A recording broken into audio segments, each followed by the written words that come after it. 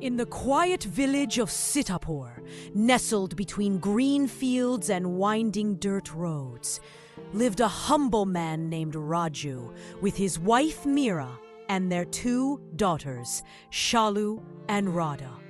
Shalu was stunning. Fair-skinned, sharp features, glowing smile. Wherever she went, eyes followed. She was the kind of beauty that people spoke about behind her back, and sometimes right in front of her. Radha, in contrast, was dusky and plain. She wasn't the kind to catch attention, and people often made that painfully clear. Poor Radha, they'd say. She must have missed the line when God was handing out beauty. But none of that mattered to their parents. To Raju and Meera, both daughters were equally precious.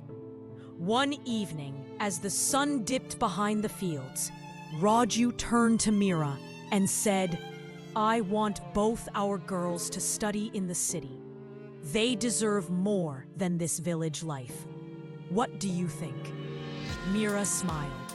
Absolutely. They should become something big. Officers, doctors, whatever they dream of. So it was decided.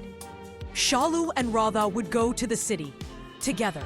Within a few days, the sisters got admission into a good college. Raju also arranged for them to stay in a nearby hostel. Both sisters began their studies there. In no time, Shalu made many friends. She was very pretty, and everyone wanted to befriend her. But Radha, who was dusky and simple-looking, wasn't liked by anyone. In fact, people made fun of her. One day, many boys and girls were sitting on the college steps. Radha was walking alone towards her class. One of the girls among them smirked and said, "Hey, look! Here comes Shalu's black beauty charm to ward off the evil eye." Everyone burst into laughter. Radha felt really bad hearing that, but without saying a word, she quietly walked away. This started happening every day. But no matter what, whenever Shalu needed help, Radha was always there for her. If a guy tried to bother Shalu, Radha would step in and teach him a lesson. But Shalu had changed. The praise, the popularity, it had gone to her head. She began looking down on Radha, started ignoring her. One morning, as they were heading to college, Shalu snapped, "Radha, from now on, don't walk with me. It's embarrassing. People talk." Radha was stunned. "What? But we're sisters." Shalu's words pierced like a knife. "Sisters? Have you seen yourself? You're the reason people laughed at me since childhood. I tolerated you in the village, but here, I have a choice now. Stay away from me." Radha stood frozen. The one person she protected the most had turned her into a joke. She went back to the hostel and cried silently. But fate wasn't done yet. That very day, their aunt arrived unexpectedly. She heard everything, and when Shalu stepped out, she found her aunt waiting outside the hostel door. "Oh, Auntie, when did you come?" Shalu asked, a little awkwardly. "I came just in time to hear you insult the sister who's loved you more than anyone." Shalu rolled her eyes. "Not now, Auntie. I'm getting late for college." "More important than your own life? What's that supposed to mean? Come with me. I have something to tell you. A truth hidden for years. Something your parents never told you." Curiosity mixed with confusion, Shalu followed her aunt to a quiet cafe nearby.